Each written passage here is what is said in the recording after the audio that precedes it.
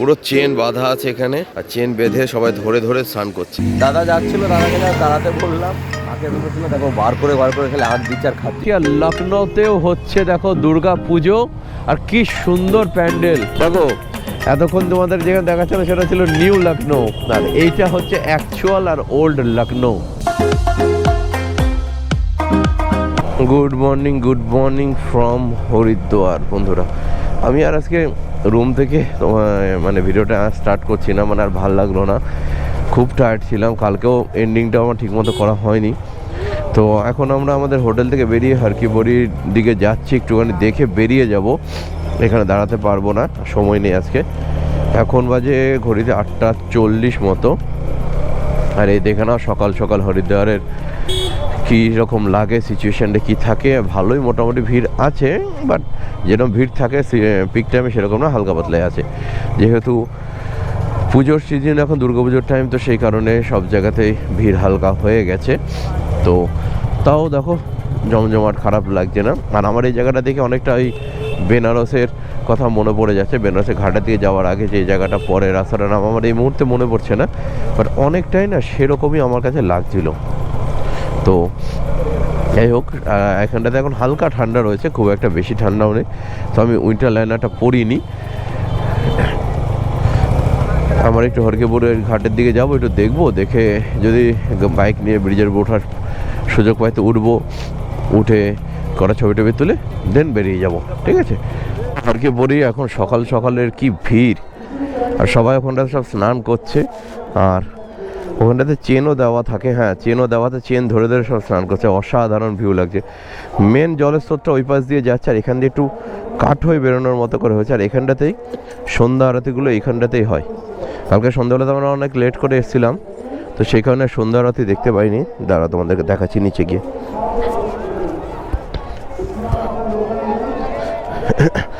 এই দেখো, এইসব জায়গাতেই সন্ধ্যা আরতিটা হয়।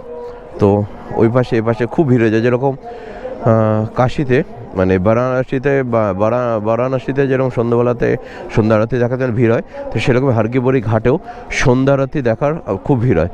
আর আমি কালকে দেখিনি, এখন দেখতে পাচ্ছি সকালবেলাতে। এই দেখো কি সুন্দর পাহাড়ের ভিউটা আসছে কন্টিনিউ। এখানটাতে পুরো পাহাড়, আর ওই সেই শিব ওয়েস্ট স্ট্যাচু, কন্টিনিউ পাহাড়ের উপর পাহাড়। দেখো গঙ্গার কি স্রোত, পুরো চেন বাঁধা আছে এখানে, আর চেন বেঁধে সবাই ধরে ধরে স্নান করছে। এই পাশ থেকে পাশে লাইন দিয়ে সব জায়গাতে চেন বাঁধা আছে, কারণ খুব স্রোত আছে। কারণ গঙ্গা পাহাড় থেকে আসার পর সমতলে এসে এখান দিয়ে ফার্স্ট মানে সমতলটা পেয়েছে, তো সেইখানে এখানে ভালো মতো স্রোত থাকে।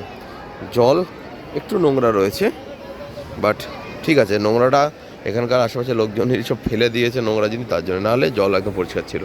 ওই যে সেই মন্দিরটা কালকে রাত্রেবেলাতে তোমাদেরকে দেখাচ্ছিল, ওই যে মন্দিরটা, এটা হচ্ছে সেই বলে মনসা দেবীর মন্দির। তো এখানে নাকি রোপওয়েও চলে, বাট রোপওয়েটা কোথার থেকে কত দূর চলে সেটা আইডিয়া নেই।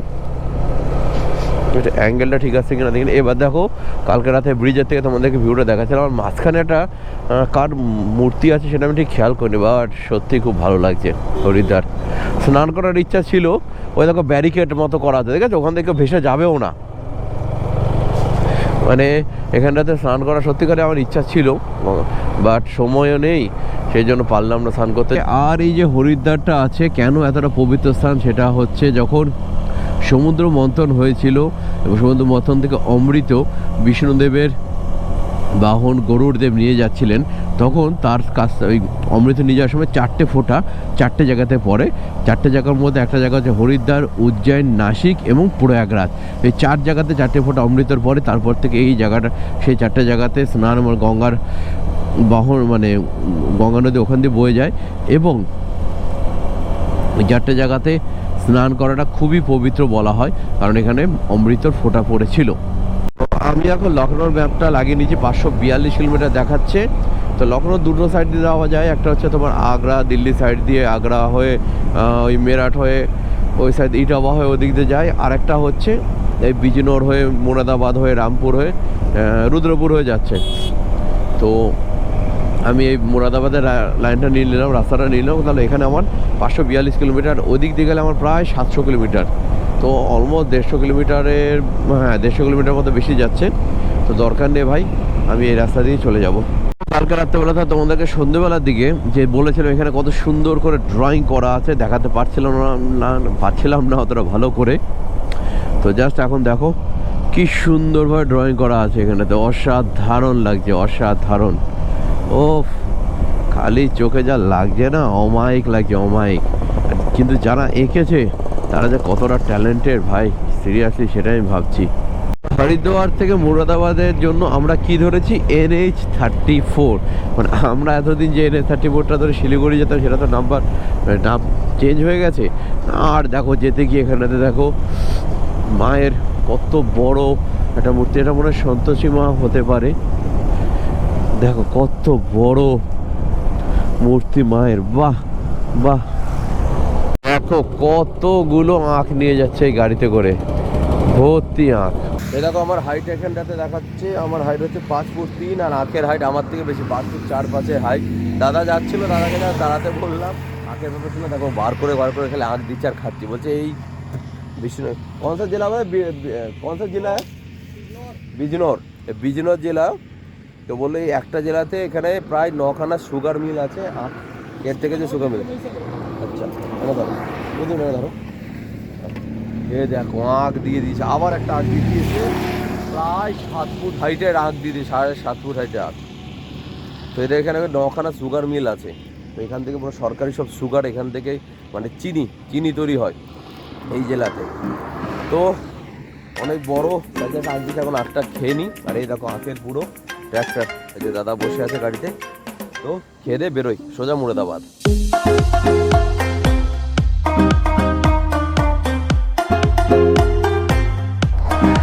বারেলি যেতে যেতে এখানটাতে সাইডে একটা দোকান দেখলাম, দিল্লি দরবার মুর্দাবাদ চিকেন বিরিয়ানি। দেখি কত করে কি বিরিয়ানি। এই হচ্ছে দেখো এখানকার সব বিরিয়ানি, আর এদিকে ওজন করা হচ্ছে। মানে এই সাইডে আমি দেখেছি এরকম ওজন করে সমস্ত কিছু হয়। দেখো এসে গেছে বিরিয়ানি, আর এখানকার যেরকম বলেছেন বিরিয়ানির কালারগুলো একদম পুরো সাদা, আর একটু হালকা কালার থাকে যে লাল লাল। আর মাংসের পিসগুলো দেখো সব ছোট্ট ছোট্ট, তো এই কারণে ওজন করে বিক্রি করতে সুবিধা হয়। তো বিরিয়ানির দোকানে একটা ইউনিক জিনিসটা দেখো, কল, 2 ফুট সাইজের কল, আর জলটা বেরোনোর জায়গাটা খালি দেখো, একদম ইউনিক। আর সেকেন্ড হচ্ছে ইউনিক একটা এখানকার জিনিস হচ্ছে এদের এখানকার যে বাসনগুলো থাকে, যে আমাদের ওখানে তো সব কাঁসার হাঁড়ি কড়াইগুলো থাকে, বাট এদের এখানে স্টিলের মনে হয় এগুলো। তো এরকম টাইপের তুমি ইউপি সাইডে এরকম সব বিরিয়ানি বাসন কোসনগুলো এরকমই দেখতে পাবা। তো এখান থেকে বিরিয়ানি খেয়ে আবার বেরিয়ে পড়লাম, আর এখান থেকে লখনৌ ডিস্টেন্স হচ্ছে 347। আর যে রাস্তাটা তোমাদের সকালবেলার থেকে আমি দেখাচ্ছি, সেই রাস্তা ধরে সোজা চলে যাবো, কোনো দিকে ডান দিকে বাঁ দিকে যাবা না, বারেলি পর্যন্ত। কারণ লখনৌ যাওয়ার 2-3টে রাস্তা থাকে ভেতরে, গ্রামের ভেতর দিয়ে সিঙ্গেল লেন রাস্তা দিয়ে দেবে গুগল ম্যাপ, কারণ ওখানে শর্টকাট দেখাবে। বাট তোমরা একদম কোনো রাস্তা ছাড়বো না কিচ্ছা পর্যন্ত। কিচ্ছা বলে একটা জায়গা আছে এখানে সামনে, রুদ্রপুর, তারপরে কিচ্ছা পর্যন্ত তোমরা কোনো দিকে ঢুকবো না। তারপর কিচ্ছার পরে দেখবো একটা সিঙ্গেল লেন রাস্তা, ডবল লেন রাস্তা চলে আসবে। এটা তো 4 লেন, তো ডবল লেন রাস্তা চলে আসবে, তো তখন সেই রাস্তাটা তোমরা নিয়ে নেবা। তখন ঘড়িতে বাজে হচ্ছে 3:40,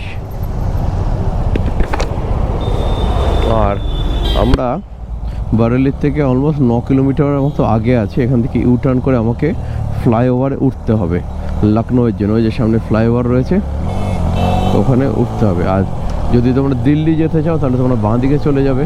আর সোজা তো আমি ওদিক থেকে আসলাম নৈনিতালের জন্য। তো চলো উঠে পড়া যাক ফ্লাইওভারে। তো আমাকে এই বাঁ দিকে ঢুকে যেতে হবে লখনৌ, গিয়ে এই ফ্লাইওভারে আমরা উঠে যাব। এই দেখো রাস্তার উপরে 2টো গাড়ি অ্যাক্সিডেন্ট হয়ে গেছে, একটা গাড়ির উপরে উঠে গেছে। দেখো কি খারাপ অবস্থা, ট্র্যাক্টরের সঙ্গে বেঁধে গেছে, ট্র্যাক্টর আর লরি বেঁধে গেছে।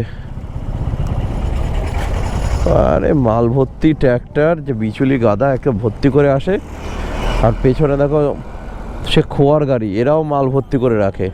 কি মানে দুজনেই একেবারে ওভারলোড করে চলে। আর এই দেখো তার পরিণতি, ট্র্যাক্টরের থেকে দেখছো কত বড় সাইজের বিচুলির গাদা। এটা আর কি কেউ কারোর কিছু হয়েছে কিনা সেটাও বুঝতে পারছি না। যাই হোক, সীতাপুর এখান থেকে এখনও 130 কিলোমিটার মতো বাকি।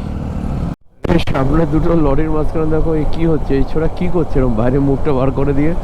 আমি তো ফার্স্টে ভাবছিলাম পাশের লরিওয়ালাকে মনে হয় আঙুল তুলে কিছু ভয়টা দেখাচ্ছে, এখন তো দেখছি এ মনে হয় ফোন ঘাটছে। আরে আরে বাপরে বাপ, কী করছে, ফোন ঘাটছে বাইরে বার করে। বাহ কি মজা, কি মজা, এদেরই তো জীবন সালা। সামনে কোল বালিশটা ঠেক মতো করে হোগলের তলায় বালিশ রেখে জানলা গাড়ির দরজার বাইরে দিয়ে হাত বার করে ফোন কাটছে। বাহ কি মজা।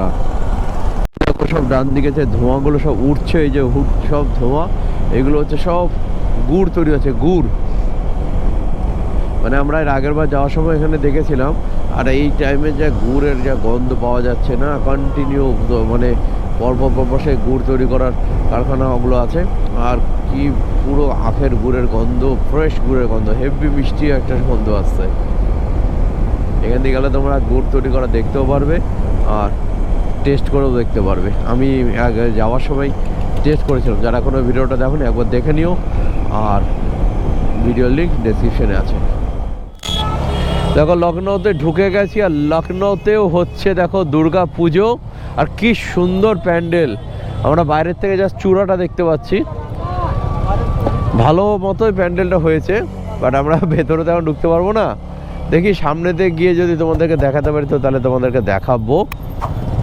লখনৌতেও দেখো দুর্গা পুজো হয়, আর কি সুন্দর প্যান্ডেল হয়েছে। পুতুল দেখো কি সুন্দর প্যান্ডেল হয়েছে, এই দেখো কি সুন্দর প্যান্ডেল। আরে এটা কি সুন্দর একটা বিল্ডিং, এটা বুঝতে পারছি না কি মন্দির হবে কি মসজিদ হবে বুঝতে পারছি না, বাট দেখতে তো খুবই সুন্দর লাগছে। আমরা নিচ দিয়ে যাচ্ছি আর ডান দিক দিয়ে যাচ্ছে মেট্রো। লখনৌতে মেট্রো মাটির তলা দিয়ে না, মাটির উপর দিয়ে চলে। দেখো কি সুন্দর লাগছে না। এর আগেও আমি এসেছি, লখনৌ ট্যুরের আমার ভিডিও আছে আমার চ্যানেলে, তো তোমরা চাইলে দেখতে পারো। আমি ওখানে ফুডের মানে একদম ডিটেলসে ফুডেরও আমি কভার করেছি, আর ট্যুরিস্ট স্পটগুলোকে আমি কভার করেছি। তোমরা গিয়ে চ্যানেলটা ফলো করে নিও, চ্যানেলের ডেসক্রিপশনে আমি লিঙ্ক দিয়ে দেবো, তো তোমরা দেখে নিও। তো আমি চাইলে লখনৌ আউটস্কার্টে থাকতে পারতাম, তো ভাবলাম যখন এসছি যখন ঢুকেই যাই ভেতরে। দেখো এতক্ষণ তোমাদের যেখানে দেখাচ্ছিল সেটা ছিল নিউ লখনৌ, আর এইটা হচ্ছে অ্যাকচুয়াল আর ওল্ড লখনৌ। দেখো পুরনো বিল্ডিং, পুরনো সব বাড়ি ঘর, এটাই হচ্ছে অ্যাকচুয়াল আর পুরনো লখনৌ। দেখেছো কীরকম জ্যামজট লখনৌতে। তো এই ঢুকে গেছি আমরা লখনৌর সিটির ভেতরে।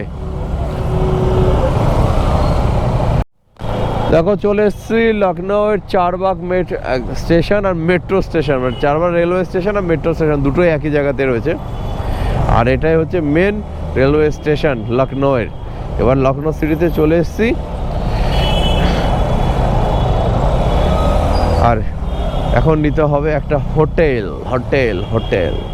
লখনৌতে ঢুকে খুব তাড়াতাড়ি আমরা একটা হোটেল বুক করে চটপট বেরিয়ে পড়েছিলাম লখনৌ রাস্তাতে লখনৌর ওয়ার্ল্ড ফেমাস নবাবী ডিশ ট্রাই করার জন্য। এবং হঠাৎই রাস্তাতে আমাদের নজর কাটলো একটা খুব সুন্দর দৃশ্য। সারাটা রাস্তা আলোয় আলোকিত হয়ে আছে, দেখে খুব সুন্দর লাগছিল এবং দেখে বুঝতে পেরেছিলাম যে কারোর বিয়ের বরযাত্রী যাচ্ছে। সত্যি খুবই অসাধারণ সুন্দর এই দৃশ্যটা ছিল। এই সুন্দর দৃশ্যটা দেখতে দেখতে আমরা চলে আসলাম hazratganjে আমরা এখন আছি টুন্ডে কাবাবি এবং ওয়াহিদ বিরিয়ানির সামনে। কিন্তু এর আগে লখনৌর ট্যুরে আমরা এই সমস্ত কিছু ট্রাই করে ফেলেছিলাম, তাই জন্য আমরা একটু কিছু নতুন কিছু ট্রাই করতে চেয়েছিলাম। তো সেই কারণে হঠাৎই নজর পড়লো টুন্ডে কাবাবির থেকে একটুখানি আগে মোগল জায়গা বলে দোকানটা। এবং নজর পড়ার কারণটা হচ্ছে এইটা, এখানে দেখো কত সুন্দরভাবে কাবাবগুলোকে শেখছিল। তো এই কাবাবের গন্ধে লোভটা সামলাতে না পেরে ভেতরে ঢুকে পড়লাম, এবং ঢুকে নজর পড়লো মেনু কার্ডের উপর। মেনু কার্ডটা দেখে বুঝতে পারলাম এইখানকার খাবারের দাম খুব একটা ওভার প্রাইসও না, আবার রিজনেবলও না, তো অ্যাভারেজ দামের মধ্যে রয়েছে। এবং মেনু কার্ড দেখে কয়েকটা পছন্দ মতো নবাবী ডিশ আমরা অর্ডার করে দিলাম, এবং এক এক করে সমস্ত কিছু চলে আসলো আমাদের টেবিলে।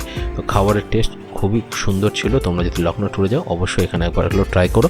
এবং এই খাওয়ার পরে শেষ পাতে ছিল মিষ্টি পানটা খেয়ে আমি এই নবাবী ডিনারটা এখানে শেষ করলাম, এবং তার সঙ্গে ভিডিওটাও এখানে শেষ করছি। ভিডিওটা তোমাদের কেমন লাগলো তো অবশ্যই কমেন্টে জানিও। ভালো লাগলে লাইক করো, চ্যানেলটাকে সাবস্ক্রাইব করো, ভিডিওটা বন্ধুদের সঙ্গে শেয়ার করো। খুবই তাড়াতাড়ি নতুন ভিডিও নিয়ে আসবো, ততদিনের জন্য সকলে ভালো থেকো, take care, tata, bye by.